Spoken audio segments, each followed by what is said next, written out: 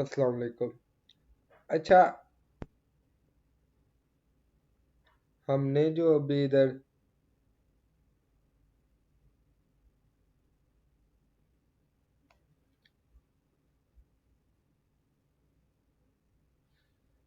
हमने जो आज टॉपिक पढ़ना है ना, वो हमने टॉपिक पढ़ना है आज लाइफ ऑफ फाइव और एवरेज। ये तीनों चीज़ें क्या है? देखिए मैं आपको ला इसको हम कहते हैं कॉस्ट मैनेजमेंट या इन्वेंटरी कॉस्ट मैनेजमेंट। अब ये चीज़ क्या है, पहले ना आपको रियल लाइफ की इसकी एक एग्जांपल देता हूँ, ये प्रॉब्लम बताता हूँ कि ये प्रॉब्लम क्या थी, फिर आपको मैं इसका सोल्यूशन बताता हूँ। अब ना मिसाल देते हैं कि हमारे पास ना कोई कंपनी थी। हमारी जो कंपनी थी ना, मैं ना कोशिश नहीं कहूंगा कि फलां फलां कोई अमेरिका की कंपनी थी, मैं ना आपको अपनी डेली लाइफ की मिसाल देता हूँ। हमारे पास से एक ना छोटी सी हमारा कारोबार था। हमारा जो कारोबार था ना, वो ये था कि हम ना अंडों का जो ट्रे होता है ना, आपको पता है कि सबसे पहले ना जो अंडे होते हैं, ये हमारे जो फॉर्म्स होते हैं वहाँ से आते हैं, वहाँ से आते हैं गोदामों में। बड़ी बड़ी गोदाम होते हैं, उधर से ये जो दुकानदार होते हैं ये उनको खरीद के लाते हैं। हमें जो अंडे मिलते हैं ना, वो हमें मिलते हैं दर्जन के लिहाज से, या फिर आप कह लो कि ट्रे के लिहाज से। ये एक ट्रे अंडे जिसके अंदर 24 अंडे होते हैं। लेकिन जो दुकान वाले उठा के लाते हैं, ये पीछे से उठा के लाते हैं पेटी। पेटी का मतलब होता है एक पेटी के अंदर ना तकरीबन मेरे ख्याल से 24 ट्रे अंडे के होते हैं। ठीक है, ये 24 होते हैं या 20 होते हैं, खैर इतने ही ट्रे अंडों के होते हैं। और वो जो पेटी है ना, वो खरीद के लाते हैं। और जो पीछे से फार्म वाले हैं वो भी क्या खरीदते हैं, पेटी, यानी पीछे पेटी बाई पेटी का हिसाब चलता है। ठीक है, ये बात याद रखें। अब देखें हमारे पास ना मिसाल के तौर पे, आप पता है रोज अंडों की प्राइसेस क्या हो रही है, बढ़ रही है। ठीक है, एक हमारे पास हम ना वो दुकानदार है, वो जो हमारा वो गोदाम है जहाँ पे हम अंडों की पेटी हम खरीदते हैं और आगे से हमसे दुकानदार खरीद के लेके जाते हैं, हम होलसेल डीलर है। अब हमने क्या किया, हमने ना पहले एक अंडों की एक पेटी खरीदी। एक एक का हिसाब रखेंगे, 10-12 को बाद में करेंगे। एक पेटी का हमने हिसाब रखा। हमने उस पे एक पेटी खरीदी 2800 रुपये की। ठीक है, उसके बाद हमने एक और पेटी खरीदी 3100 रुपये की। उसके बाद फिर जब हमने लेटेस्ट पेटी जो खरीदी ना, वो हमने सीखी खरीदी 3200 रुपये की। ठीक है, ये तीन पेटियां हमारे पास पड़ी हुई हैं। हमारे पास दुकान वाला आया, उसने कहा कि यार मुझे आपसे ना एक पेटी खरीदनी है। मैं हमने उसको कहा ये लो हमारे से पेटी ले लो 3500 रुपये की। ठीक है, ये मैंने उसको 3500 रुपये की एक पेटी बेच दी। और पता है जब मैं कोई भी करता हूँ, इसकी ट्रांजैक्शन करता हूँ, कोई भी चीज़ बेचता हूँ, जब मर्चेंडाइजिंग में उसकी दो इन्वेंट्रीज होती है ना, दो एंट्रीज होती हैं। पहली उसकी होती है कैश की एंट्री, जिसके अंदर हम लिखते हैं कैश और सेल रेवेन्यू। दूसरा हम लिखते हैं कॉस्ट ऑफ गुड्स सोल्ड, कि हमने ये जो 3500 रुपये का बेचा, ये हमने खरीदा कितने का था। अब ये यहाँ पे अपना मसला आता है। अब मैं आपको कहता हूँ कि ये अंडों का ट्रे हमने में कितने का खरीदा था। अब इधर तो तीन पड़े हुए हैं। क्या ये हमने 32 के अंदर हम 3200 रुपये वाली वैल्यू डालें, क्या हम 3100 रुपये वाली वैल्यू डालें, या हम 2800 रुपये वाली वैल्यू डालें? क्योंकि अंडे तो वही है ना, अंडे तो नहीं बदल रहे। बदल कौन रहा है, बदल उनकी प्राइसेस रही हैं। अब हमने कॉस्ट ऑफ गुड्स सेल्ड में ना वो डालना है कि हमने ये खरीदे कितने के थे, या कौन से अंडे पहले बेचने हैं। पहले 2800 रुपये वाला बेचा है, पहले आपने यहाँ 3200 रुपये वाला बेचा है, या पहले आपने ये 3100 रुपये वाला बेचा है। ये 3500 का जो बेचा है इसका, यानी इसके बाद हमने प्रॉफिट कैलकुलेट करना है। अगर तो आपने 2800 रुपये वाला बेचा तो 700 रुपया है। अगर आपने 3200 रुपये वाला बेचा तो आपके पास 300 रुपया बच गया। इसके लिए मैंने ये तीन मेथड की जरूरत पड़ता है जो हमारे पास क्या है, लाइफ ऑफ फाइफो और एवरेज।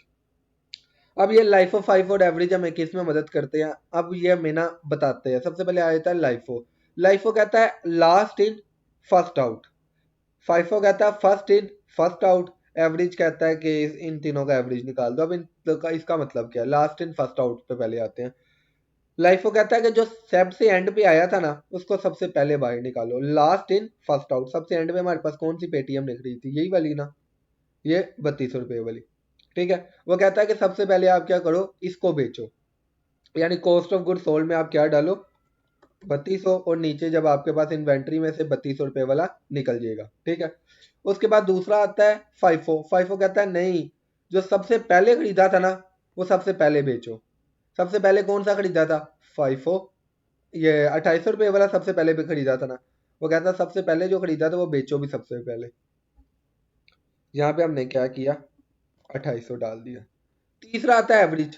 एवरेज कहता है यार इस सारे मसले से बाहर निकलो, क्या करो, इन तीनों का एवरेज ले लो। जो एवरेज कॉस्ट आ रही है ना आपको पर पेटी, आप उधर वो लिख लें। अब इसका एवरेज निकालने का तरीका क्या, एवरेज निकालने का तरीका, इन तीनों को सम करेंगे। हम करते हैं इन तीनों को।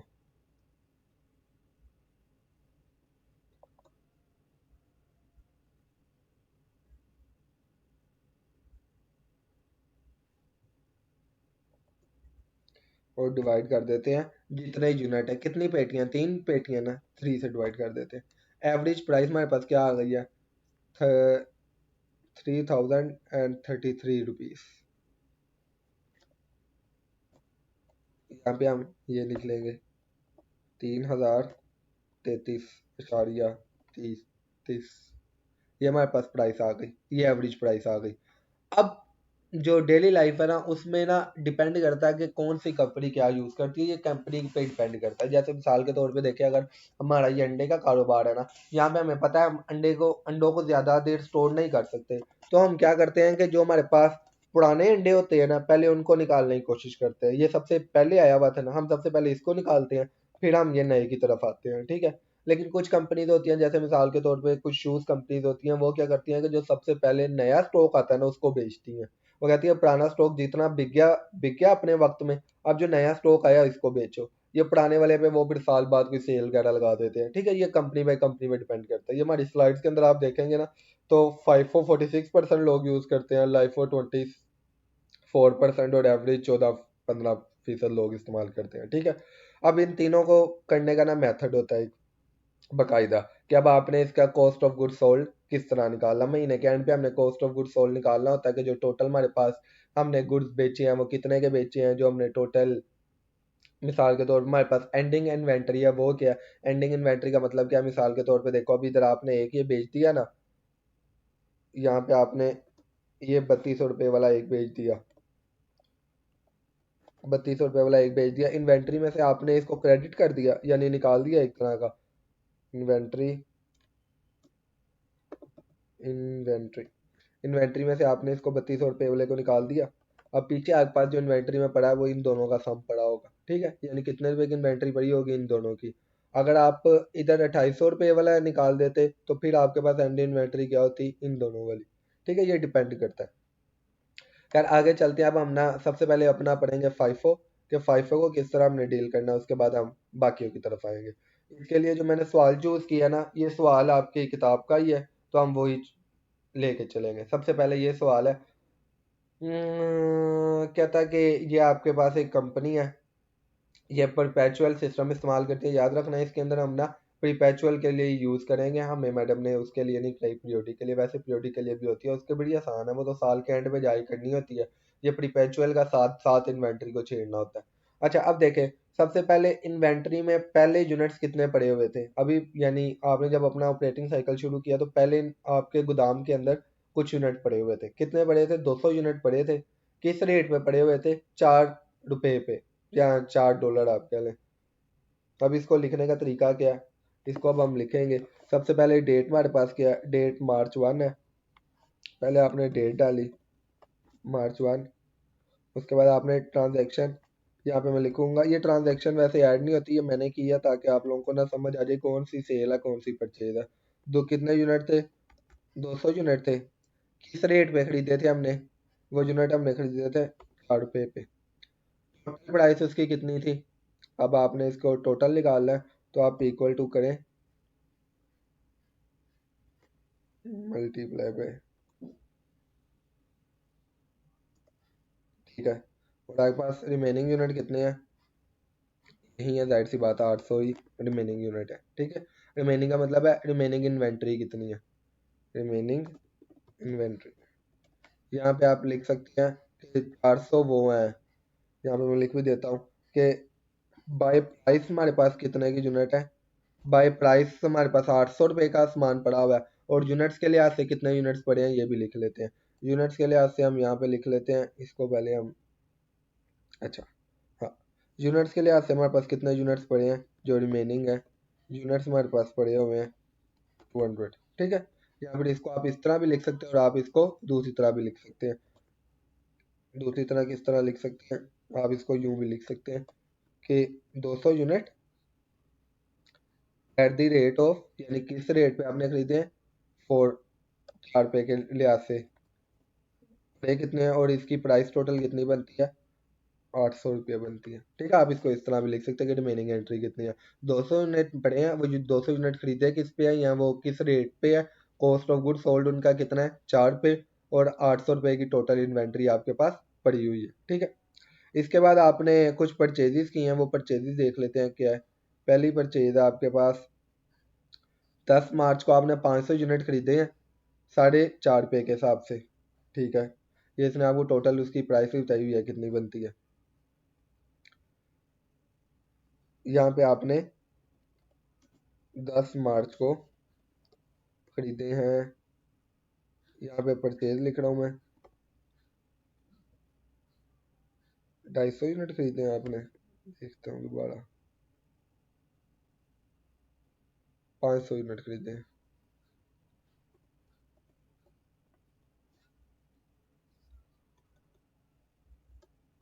किस रेट पे खरीदे हैं आपने 4.50, 4.5 रुपये, या रुपये नहीं डॉलर्स पे।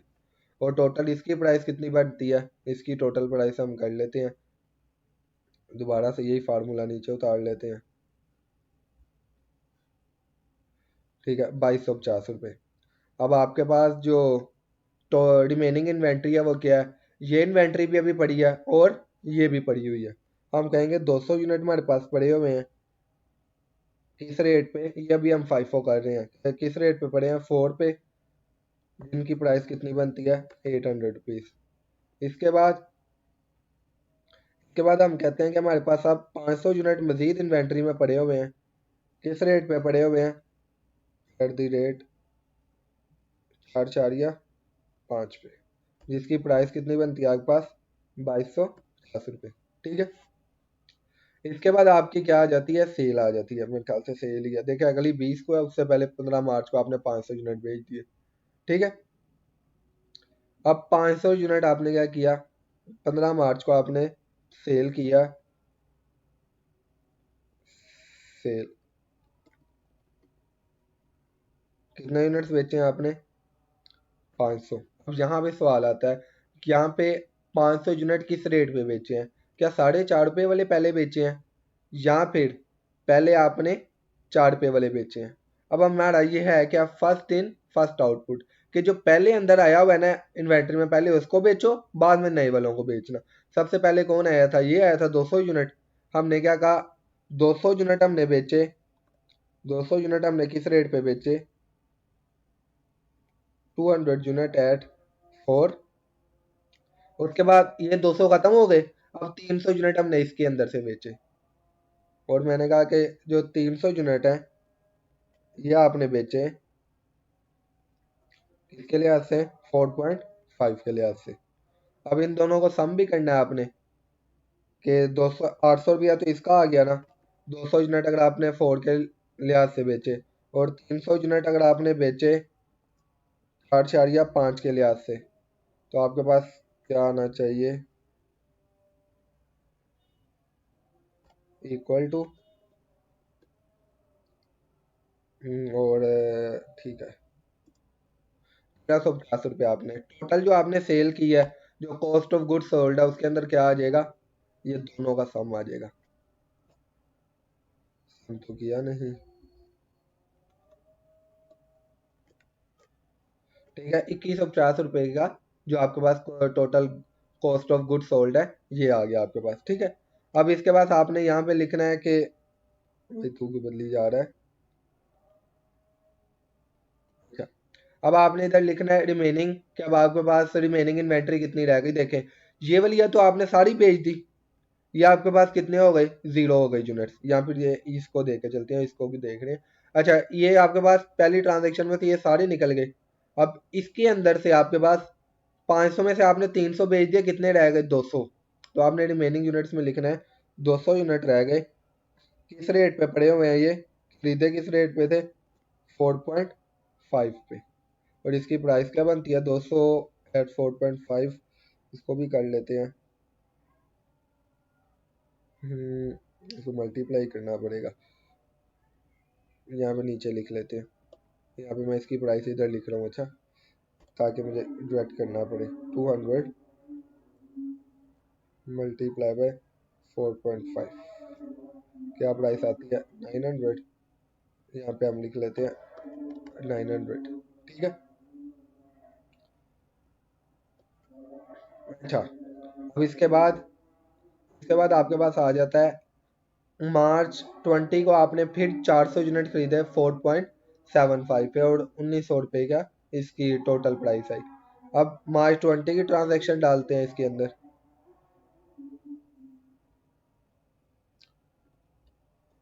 मार्च 20 की ये आपने किया क्या, परचेज किया। आपने कितने यूनिट खरीदे हैं, 400 यूनिट खरीदे हैं। किस रेट पे खरीदे हैं, 400 यूनिट आपने खरीदे हैं और आपने खरीदे हैं 4.75 पे। 4.75 पे इसकी प्राइस कितनी है, 1950 मेरे ख्याल से, 1900 रुपये। अच्छा, अब इसकी टोटल प्राइस बन क्या रही है, तो रिमेनिंग आपके पास इन्वेंट्री क्या है, अब यहाँ पे ये देखते हैं। रिमेनिंग इन्वेंट्री के अंदर ये 200 यूनिट 4 या 5 की रेट पे पड़े हुए हैं, 200 यूनिट पड़े हुए हैं 4.5 के लिहाज से, जिनकी प्राइस कितनी है 900। और अब 400 यूनिट मजीद इन्वेंट्री में पड़ा हुआ है, किस रेट पे, एट द रेट ऑफ 4.75। ठीक है, जिसकी प्राइस हमारे पास कितनी बनती है 1900। अजान हो जाए, अजान के बाद बाकी रिकॉर्ड करते हैं।